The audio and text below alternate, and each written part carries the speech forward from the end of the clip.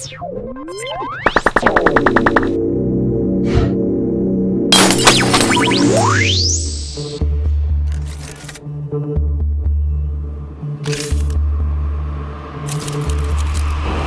I'm Josh from StartReplay.com, and today I'm at the Warner Brothers booth with Zafer, the lead animator on Arkham Knight. It's a pleasure to be here. How you doing, Zafer? Josh? Oh my God.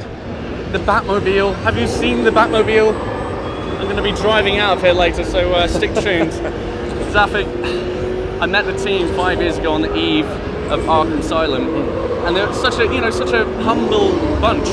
And for a small London studio to get to this point of creating possibly what's going to be the best Batman game ever, how do you feel about that?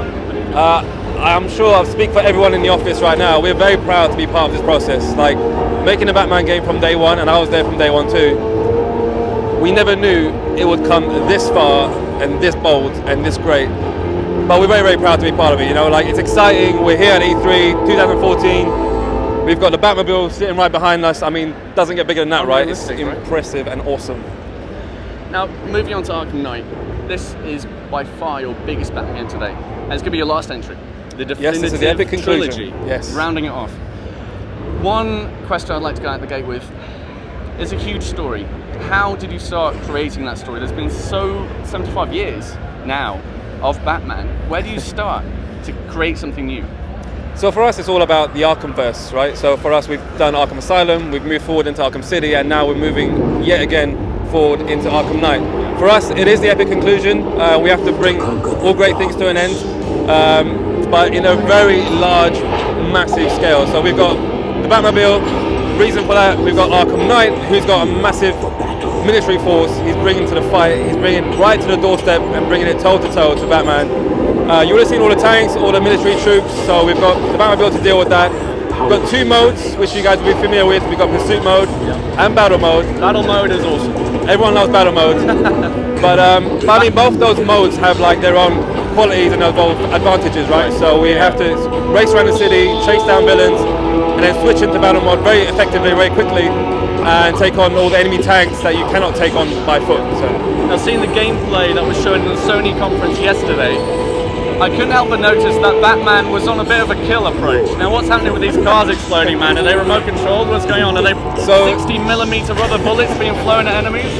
So the drones being destroyed yesterday would have been unarmed. So they're unarmed drones, all electrical driven by Arkham Knight himself. Yeah.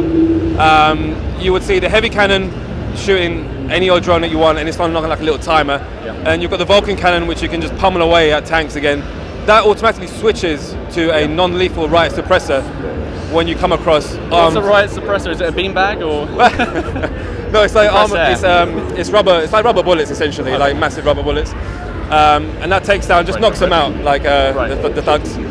And also it's got the electrical kind of defense mechanism. If people get too close with their guns and start shooting at you, you don't want to just sit there and take it, right? So if you move into them, you'll kind of electrify them for a brief period, and they'll get back up later on. So yeah. Before I forget, do the bodies still breathe? Do you see? Yeah, of course. Because in Arkham Origins they didn't. They seemed really? Dead as dodo. Yeah. I was looking at them saying, it looks as though they're not breathing. No, they're definitely. Yeah, the guys are obviously. Batman doesn't kill. I mean, we're massive Batman fans. We're not going to kind of go beyond that kind of threshold. No. We're going to stay true to the Batman verse. So for us, we don't kill people. And in terms of the story, now with Arkham City, you had that change from going from Batman to Catwoman. That was one of my favourite parts. Did you find that from the community? And if so, did you consider that for this game of changing perspectives by any chance? Bringing Catwoman into Arkham City was a massive challenge in itself as well, because we've had Batman, people knew how he controlled, how he behaved. We didn't want to kind of break the rules too much and kind of introduce some random character here, but Catwoman was a massive challenge. It was great. We got good response about her, like people love playing as her. Yeah. Obviously for Arkham Knight, we've got Batman, we've got the new suit, we've got lots of new abilities, and the main new character, if you want to put it that way, is the Batmobile, and we've got a massive amount of gameplay with that. You can take on Riddler puzzles, you can take on all the new villains on the street. Loads of new puzzles to deal with. And just to quickly wrap up, now, as we've already said, this is a huge Batman story, rounding off your trilogy. Is there anything now near the end of development where you thought that might work well for DLC?